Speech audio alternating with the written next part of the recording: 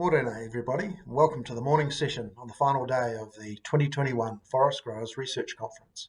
My name is Brent, GM for 141 New Zealand, located here in the top of the south, and I'll be chairing today's first session, which is part of the industrial forestry and wood products theme, with a more specific focus on tree breeding technologies. We have 4 speakers lined up for you this morning, and the first of those is Craig Ford, who is a propagation research scientist at Scion Research. As well as pure propagation research, Craig's sphere of interest is in containerised production of pine seedlings, cuttings and tissue culture plantlets, as well as a keen interest in automation, mechanisation and disease management. Craig's presentation today is titled A Nursery Production System to Help Meet Our Changing Forestry Needs. He will be discussing 2 pieces of research undertaken at Scion recently, looking at opportunities to extend our radiata pine planting windows, in turn helping to meet the increased planting stock demands from our climate change aspirations, especially when issues such as labour shortages are impacting our industry. The aim of the presentation is to present evidence for new approaches to nursery propagation which will allow New Zealand to supplement its production of radiata pine outside of its normal bare root production and planting windows, while also responding to a changing operating environment. Next up, we will hear from Alec Foster, who will give us an update on genetic gain. Alec is Research and Innovation Manager for the Radiata Pine Breeding Company.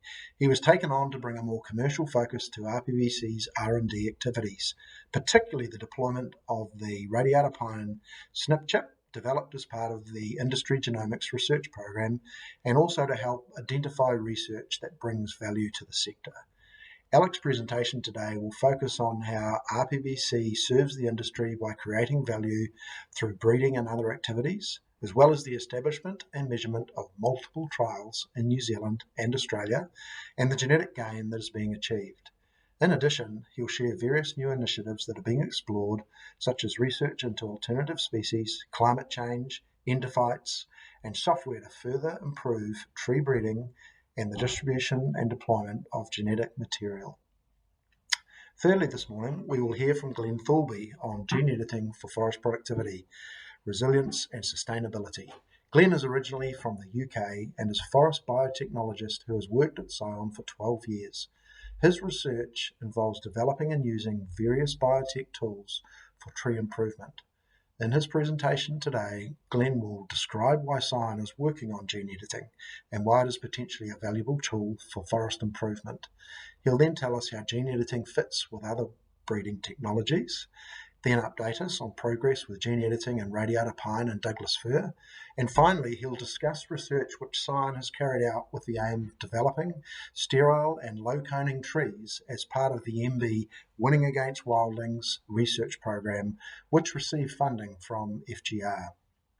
Our final speaker in this session this morning is Loretta Garrett, also from Scion, who will talk about the contribution of long-term trials to the positive outlook for industrial use of forests.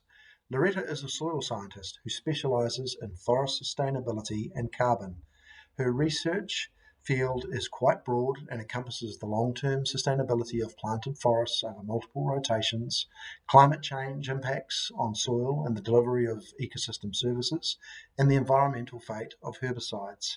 In today's presentation, Loretta will talk to the matter of long-term forestry field trials being fundamental to our understanding and management of forest ecosystems. Trials provide the empirical evidence which help benchmark our understanding, allow us to observe trends.